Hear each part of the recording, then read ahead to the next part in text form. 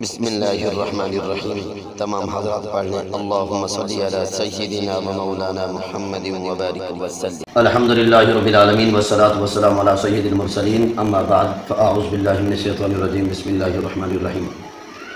دوستو، یوم عرفہ کا روزہ اس کی کیا فضیلت ہے؟ تو دوستو، یوم عرفہ کے روزے کی بڑی فضیلت ہے۔ حضرت ابو قتادہ رضی اللہ تعالی عنہ فرماتے ہیں، رسول خدا سرور انبیاء صلی اللہ علیہ وسلم نے ارشاد فرمایا، جو شخص یوم عرفہ کا روزہ رکھے تو اللہ کے محبوب فرماتے ہیں اس کے پچھلے سال کے بھی گناہ معاف ہو جائیں گے، اس کے اگلے سال کے گناہ بھی معاف ہو جائیں گے۔ تو گویا کہ روزہ جو یوم عرفہ کا روزہ 2 سال کے گناہوں کا کفارہ ہے۔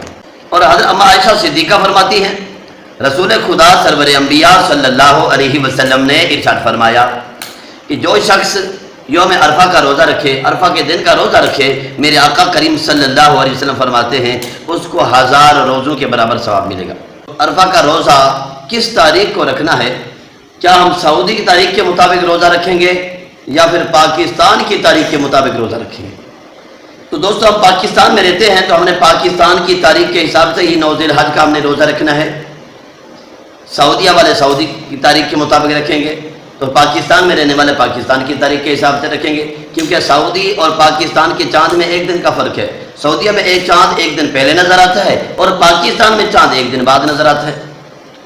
تو ہم نے روزہ پاکستان کی تاریخ کے حساب سے رکھنا ہے۔